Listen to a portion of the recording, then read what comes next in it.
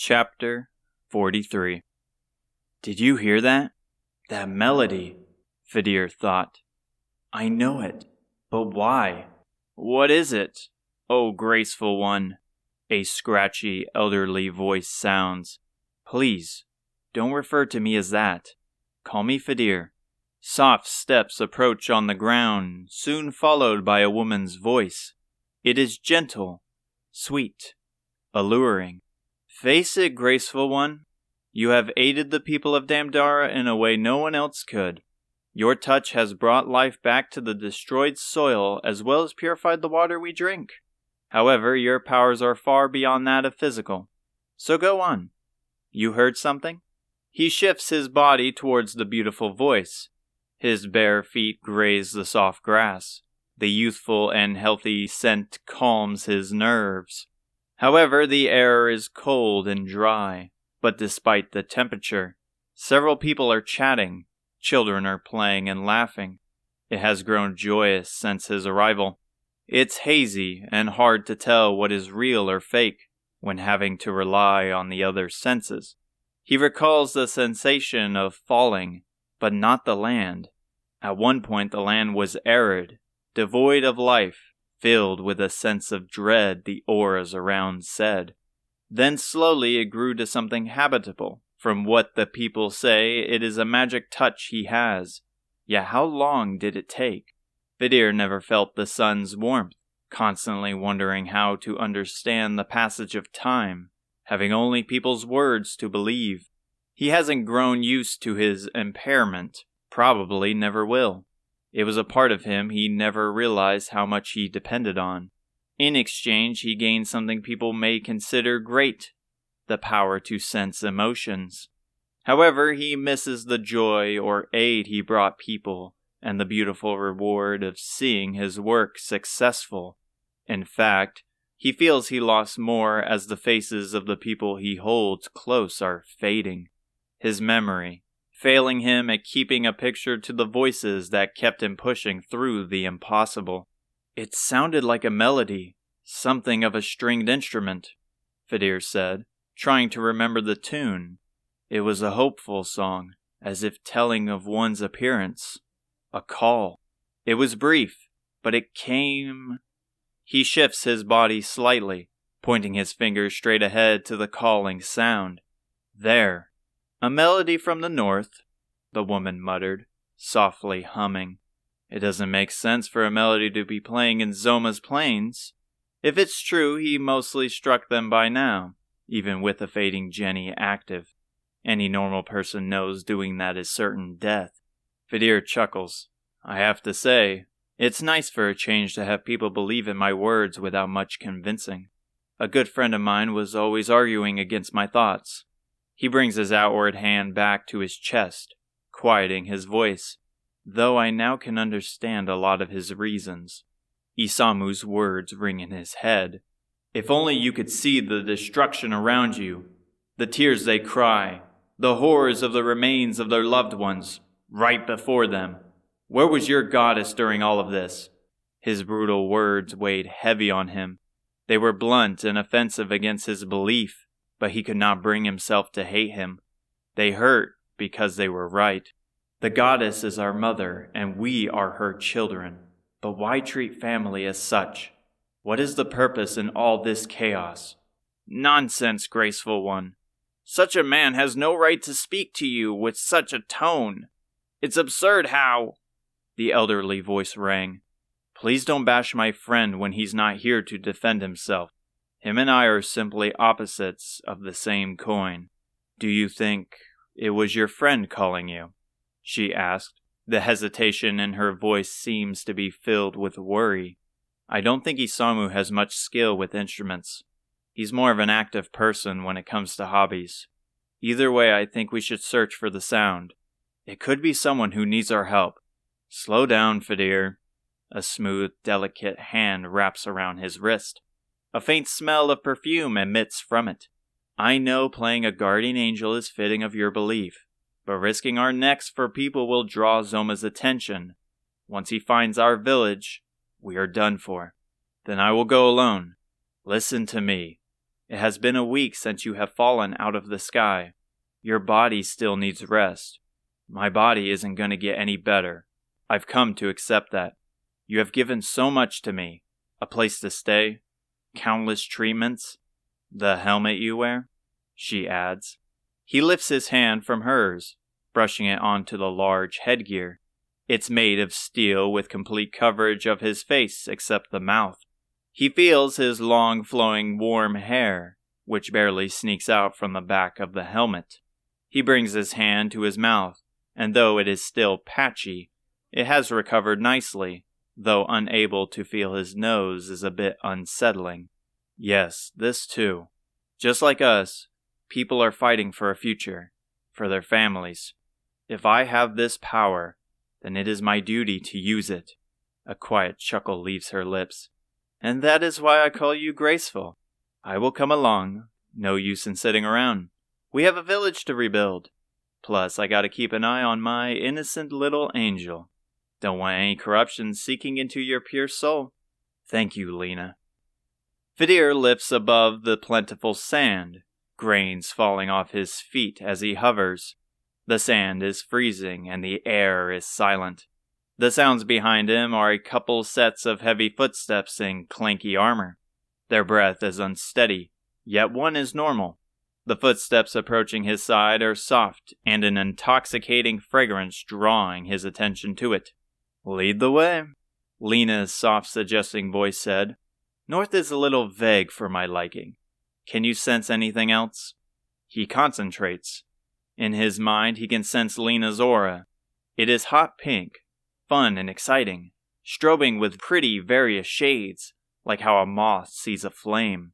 Two others behind him are more dim, quiet, as if not to awaken what lurks nearby. Something hefty is faint in the distance. His voice echoed in his mind. Something big lies far ahead. Its stomps are not human. What you're sensing is most likely the monster of Zoma's plains. Best keep away from there.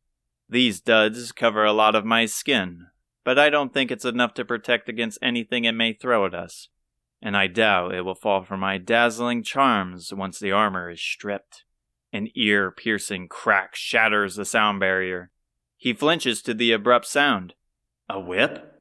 Fedir's heart told him. A devious laugh soon follows out of her. Anything else, however, is fair game. Why choose that of all weapons? He asked, as he moved forward, her voice responding slightly behind him to his side. It's what I'm most comfortable with, she answered, a sound of clicking steel against a nail. Unfortunately, Fedir lost his staff during the fall. Since he landed, he couldn't find it anywhere. It could have potentially been near or across the world. With no source of energy in the item, it was impossible to find. Nevertheless, it was no longer necessary. Since awakening his power, he was not limited to the weapon he held to produce magic. Like Hotaru, he could rely on his blood. However, he did carry one thing which came from the land above. The prayer ring. Aziza handed it to him so long ago, telling him it contains magic in the gemstone, and she is right. In a pocket in his coat, he can sense a small amount of magic pulsating near his chest. It isn't enough to restore his energy to normal levels, but a time may come when in a pinch. Fedir turns his attention back to the sound of Lena's whip. Did you fight monsters often? Monsters? Never thought of them like that. I guess that makes me a beast tamer of sorts. Beast tamer? An audible gulp sounds behind him. The souls behind her dimming even lower as if to hide something. What are you exactly? Then I was a girl with a big dream and bigger audience. Now I'm just a simple village maiden, wishing for a normal life. Perhaps a young man can one day... Her alluring voice turns to a whisper. Sweep me off my feet. I honestly believe peace coming to Alfgard is more likely, Fedir replied with a smirk spreading across his face. You're no fun to tease anymore, she pouted. I miss the old you, when you would be at a loss of words. It made you so cute. You should be more happy at the fact. It means our bond has gotten closer. You have become very dear to me. You're after my heart with lines like that. He stops. Something is heard in the distance. The fun, playful aura Lena represents is now red, flaring warnings of danger. Her voice shifts, speaking like a commanding officer. Do you sense something? It's faint, but I hear something. Groans. Several of them. He concentrates, honing in on the sound. It is ghastly. Familiar. Dim, dark aura is in the distance. But it's not all. A blue light, filled with courage and fight, slowly getting swarmed. It can't be. I know who that is. Someone's getting attacked. Undead are swarming them. We must move. He darts towards the sound. Footsteps behind him slowly fading with the grunts getting louder. Their groans are haunting. A smell of rot closes in. The grass beneath his feet thicken. The air is moist. Water is near. No longer was Damdara close. The individual light heavily breathes. The scent is musty, yet burning. Quickly the light gets snuffed. He is left with no other option. An intense heat, like an open flame, flows through him. He sticks his arms forward. The heat concentrates within his hands. Gunpowder covers his senses. Kaboom! He shouted, the blistering heat escaping his body. A shattering explosion erupts in the air. The groans drown in the loud blast. The darkness fading, and the blue dim light shines once more, bouncing around like an insect being pushed around by high winds. The quiet atmosphere is warm, and the blue light thankfully remains. He catches his breath, worried his hasty action would go sour. Footsteps follow behind him. Lena's serious voice breaks the silence. It was foolish of you to leave us behind. This is what I meant when I said slow down. A sigh, like a puff of air, escapes her. You put her in a lot of danger. Nevertheless, it looks like the girl is safe, she shouted. Forgive my friend here. Are you injured? The gentle pink aura returns, uniting with the dim blue. The blue light is pulsating like an electrical current with each gasp of air. Its scent is burnt. Who are you? The young woman asks. Her voice is blunt like a hammer. It has no sweetness like Lena, but it is soft-spoken, but filled with worry. However, above all, it is familiar. A voice he hasn't heard in so long. It was hard for him to believe it may be her who stands before him. Hotaru? He called. A pause fills the air. The blue light brightens. Fedir, is that really you? Hasty footsteps push aside the tall grass, making a beeline straight toward him. That green hair. It really is you. She tackles into him, her arms wrapped around him like a tough twine. Her breaths are racing, her arms shaking as she holds him. He places his hand onto her frizzy hair. Light static tingles his fingers. You must have been the one to play the song.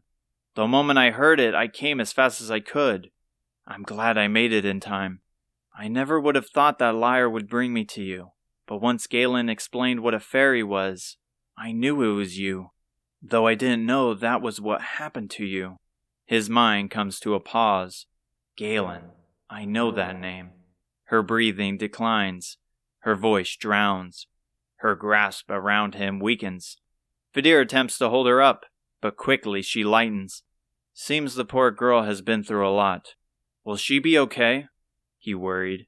The blue light was gone. Her touch was cold. Now more than ever he begged the goddess for a glimpse. A nice hot meal and a good rest will have her up in no time. Like a switch, her abrupt shout scares him. Hey, you two! Make yourselves useful and help us out here. We have a long way back to Damdara and I don't want us to get caught in an ambush.